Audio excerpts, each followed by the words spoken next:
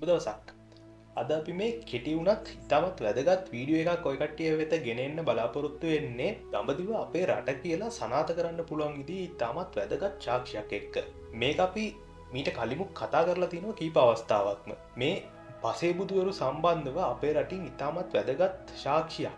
පසේබුදුවරුන්ගේ ස්තූප පවා තියෙනවා කියන සාක්ෂියක් අපේ රටින් හමු වෙනවා කියන එක අපි මීට කලිමුත් ඉදිරිපත් කරලා තියෙනවා. මේක නැවතත් මෙහෙම කතා කරන්න සිද්ධ වෙන්නේ අපේ ප්‍රසාද් කුමාර මහත්මයා ඉතාමත් වැදගත් වීඩියෝ එකක් එම සෙල්ලිපිය ළඟටම ගිහිල්ලා ඉදිරිපත් කරලා තියෙනවා. මෙන්න මේකත් එක්ක අපිට තව තොරතුරු ගණනාවක් මේ සම්බන්ධව ඉදිරිපත් කරන්න ඉතිරිවිච්ච හින්දා තමයි අද අපි මේ වැඩසටහන මෙහෙම ඔබ වෙත අරගෙන එන්නේ. කට්ටියට අපි මීට කලිමුත් කියලා තියෙනවා මේ පසේබුදුවරු ගැන කතා කරද්දී බුදුවරු පසේබුදුවරු පහළවන්නේ ලෝකේ එකම එක භූමිකණ්ඩයක විතරයි. මේ භූමිකණ්ඩය තමයි මධ්‍ය දේශය කියන්නේ. මේක ඉතාමත් පැහැදිලිව සූත්‍ර අටුවාවල විස්තර කළාම තියෙන දෙයක්. ඉතින් මේ නිසා යම්කිසි රටක පසේබුදුවරුන් සම්බන්ධව සාක්ෂි සාධක හමු වෙනවා කියන්නේ ඒ දේශය තමයි මධ්‍ය දේශය වෙන්නේ. එයින් පිට වෙනත් තැනක බුදුවරුවත් පසේබුදුවරුවත් පහළ වෙන්නේ නැහැ. ඉතින් යම්කිසි තැනකින් පසේබුදුවරු සම්බන්ධව ප්‍රබලම සාක්ෂි හම්බ වෙනවා නම්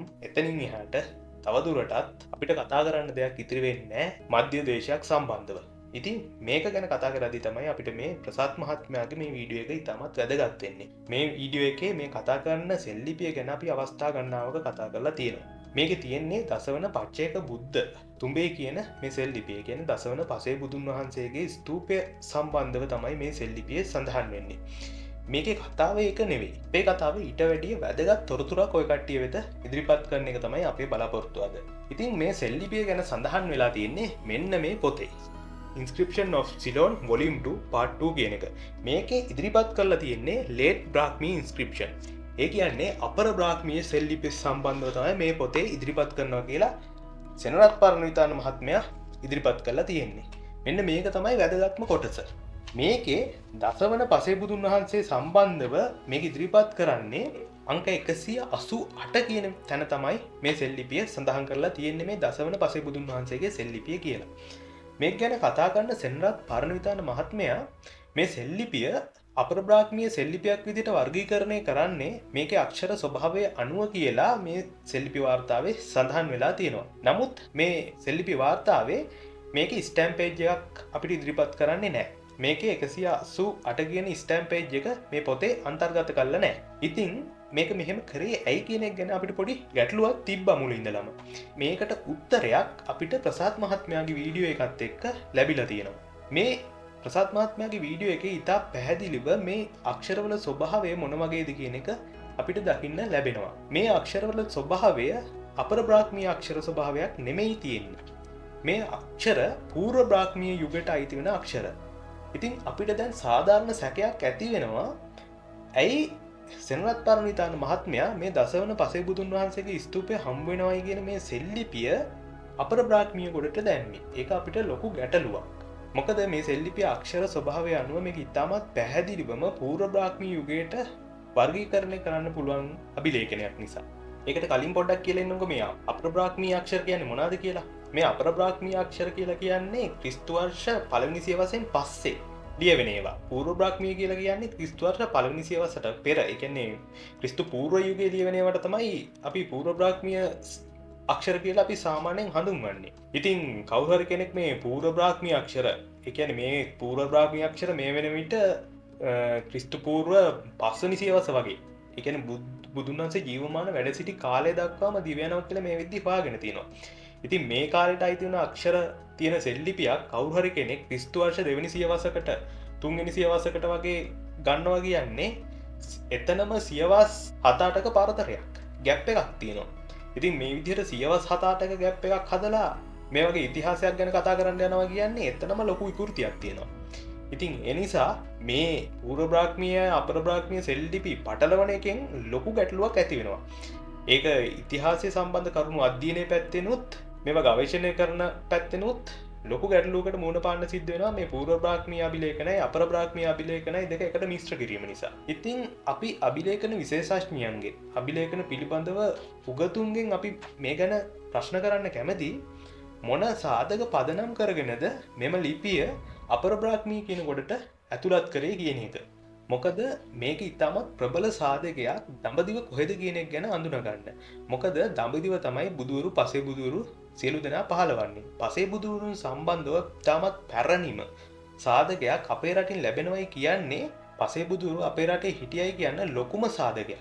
ඒවගේ අපිට මූලාශ්‍ර සාධකත් වෙනම හම්බෙනවා. අපි ඒ ගැන කතා කරලා තියෙනවා.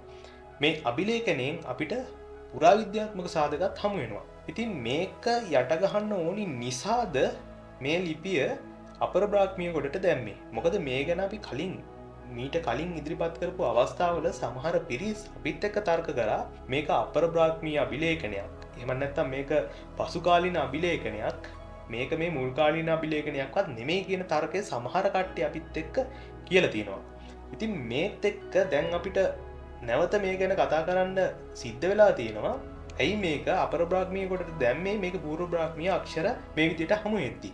ඒ නිසාද මේක ස්ටෑම්ප් පේජයක් ඉදිරිපත් නොකර එම නැත්නම් ස්පර්ශ ලාංඡන පිටපතක් මේක ඉදිරිපත් නොකර මේ ගැන විස්තරයක් මේ ඉදිරිපත් කරලා තියෙන්නේ. මොකද මේක අද පුරාවිද්‍යාවේ කට්ටියත් මේක ඉදිරිපත් කරන්නේ අපර බ්‍රාහ්මීය සෙල් ලිපියක් විදිහට. ඉතින් මේ විදිහට මේක මෙහෙම වුණේ ඇයි කියන එක සම්බන්ධව අපිට ලොකු ගැටලුවක් මේ විද්දි ඉදිරි වෙලා තියෙනවා. ඉතින් මේ සම්බන්ධව ප්‍රසත් මහත්මයාගේ ඉදිරිපත් කිරීමත් එක්ක දැන් අර හැමදාම හැමදේටම විරුද්ධව හැලිලින කට්ටිය මේකට විරුද්ධවත් හැලි ලියන්න පටන් ගන්න තියෙනවා. මේ සම්බන්ධව සාමාන්‍යයෙන් ඔය දාන හැම එකටම හැලිලින පුද්ගලයෙක් මේ වෙන විට ලියලා තියෙනවා පසේ බුදුන් වහන්සේලා ගැන මෙහෙම හම්බුණාට ලංකාවෙන් පසේ බුදුන් වහන්සේලා සිටියේ ඉන්දියාවේ කියලා.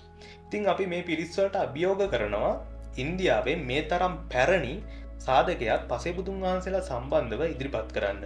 ඒක ප්‍රබල සාක්ෂියක් වෙන්න ඕනි. එහෙම නැත්තුව පසේ බුදුන් වහන්සේලා ඉන්දියාවේ හිටියයි කිව්වට හරියන්නේ නැහැ.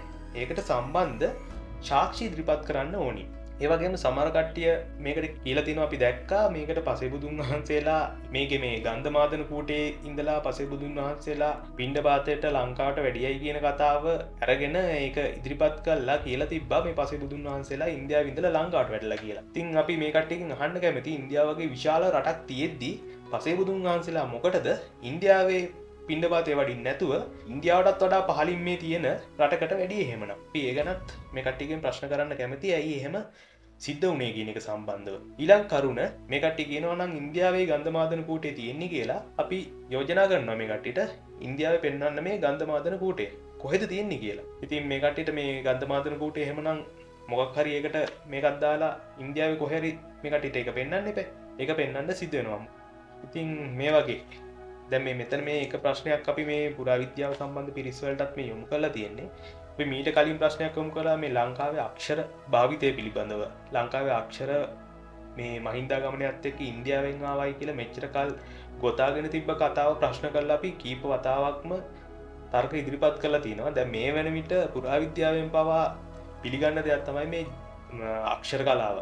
ඉන්දියාවෙන් ආවයි කියන එක හිතලු ගොඩනැගීමක් කියන එක මේ විද්දි පැහැදිලිවම පුරාවිද්‍යාවෙන් පවා පිළිගන්න දෙයක්. ඉතින් මේක ලොකු ජයග්‍රහණයක් අපේ පැත්තෙන් මෙච්චර කල් සමාජයේ මුල් බහගෙන තිබ්බ හිතලු මතයක් බිඳහෙලීමට අපිට හැකියවීම සම්බන්ධයෙන්. ඉතින් සමහරව අහනවානේ අපි මේකේ මේවා කතා කරලා මොනවාද අපි ලබලා තියෙන ජයග්‍රහණ කියලා. ඉතින් මේවා ලොකු ජයග්‍රහණ. මේ ඉන්දියාවටම දීලා තිබ්බ හැමදේම ඉන්දියාවෙන්ම අපිට ආවේ නෑ කියන එක මේ විද්දි සනාථ වෙලා තියෙන එකම ලොකු ජයග්‍රහණයක් අපි සිදු කරලා තියෙන. ඉතින් මේ සම්බන්ධව අපි බලාපොරොත්තු වෙනවා මේ සම්බන්ධ වියතුන්ගෙන් මේක ඇයි මෙහෙම වුණේ කියන එක සම්බන්ධවත් යම් කරුණු දැක්වීමක් කරයි කියන එක. ඉතින් එහෙමනම් ඊළඟ වැඩසටහනේ නැවත හමු වෙමු. ස්තුතියි.